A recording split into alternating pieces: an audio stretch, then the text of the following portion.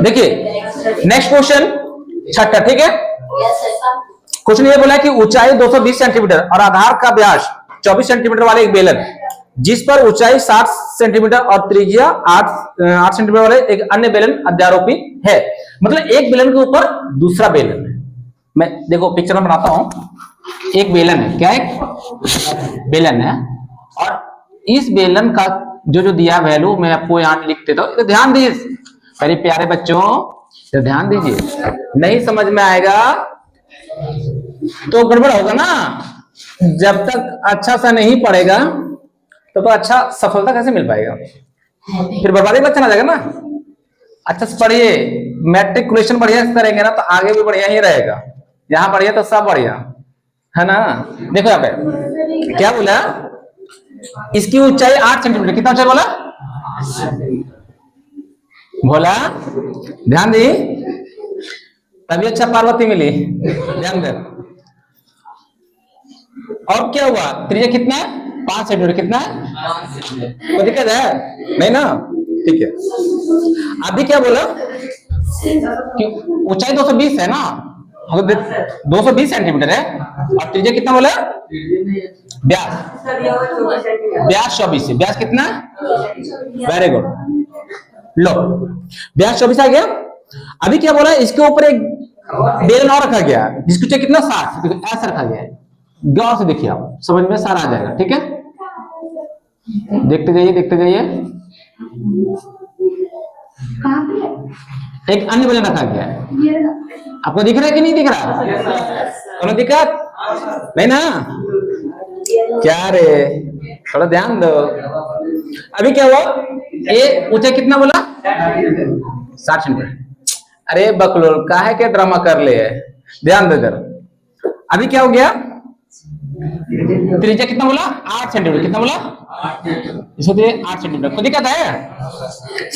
सुनिएगा, एक बेलन के ऊपर एक और बेलन अध्यारोपित है, उसके ऊपर रखा गया, इस लोहे का स्तंभ बना, क्या बना, लोहे का स्तंभ बना। इस स्तंभ का द्रव्यमान ज्ञात कीजिए, द्रव्यमान निकालो, ठीक है। जबकि दिया गया 1 सेंटीमीटर क्यूब लोहे का द्रव्यमान 8 ग्राम, पाई का मान 3.4 लेना है। बाबू ध्यान रखना, जब पाई का मान बोला जाए 1.3 लेने के लिए 3.14 लेने, तो वही लेना। अगर कुछ ना बोला जाए तो आप क्या लेना, 22/7। ओके, कोई दिक्कत है नहीं ना, ओके, ध्यान दो, ऑल ऑफ यू ध्यान दो।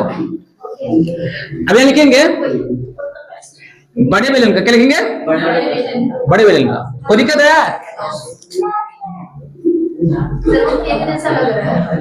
अभी क्या देखो, ऊंचाई कितना होगा आपको बताओ, 220 सेंटीमीटर, व्यास कितना, तो बाबू लोग बताओ इसकी त्रिज्या क्या होगा, d/2, 24/2, मतलब 12 सेंटीमीटर। कोनो दिक्कत होगा भी नहीं, तुम लोग बच्चे अच्छे हो। छोटे बेलन का, छोटे बेलन बताइए ऊंचाई कितना और इसकी त्रिज्या कितना, ठीक ठाक है, गुड। अभी देखिए, हमें इस स्तंभ का आयतन निकालना, ठीक है। तो यहां पे लिखेंगे लोहे के स्तंभ का आयतन पर निकालो।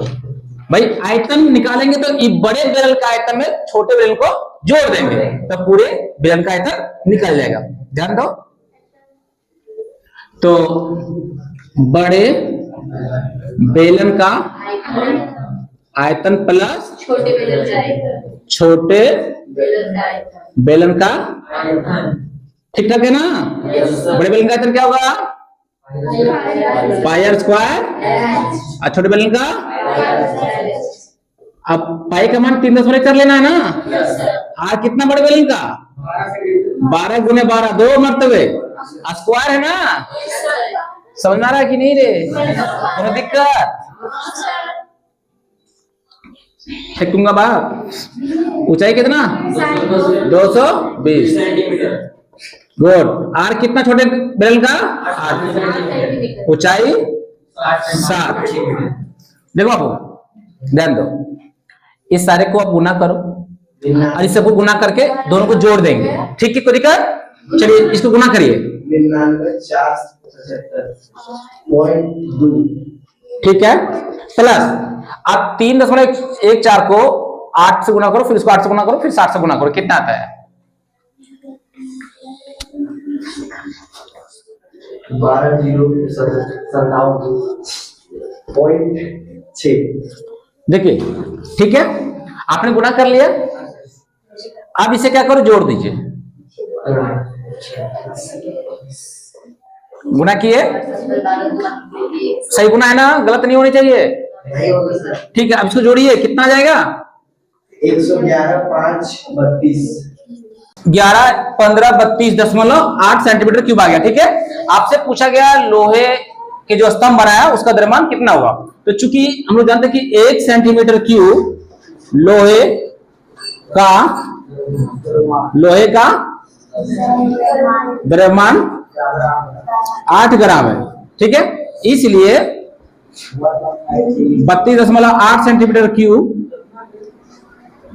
लोहे का द्रव्यमान 8 गुने 532.8, इसको गुना करेंगे तो कितना जाएगा बाबू, ध्यान दो, बताओ। 892.8। इतना ग्राम आ गया। अब इस ग्राम को ना हम लोग केजी में, किलोग्राम में बदल देंगे। अब ग्राम को केजी में बदलने के लिए हम लोग क्या करेंगे, इसे 1000 से डिवाइड करेंगे। कितना डिवाइड करेंगे? 1000 से डिवाइड करेंगे। ओके, तो हमारे केजी में कन्वर्ट हो जाएगा।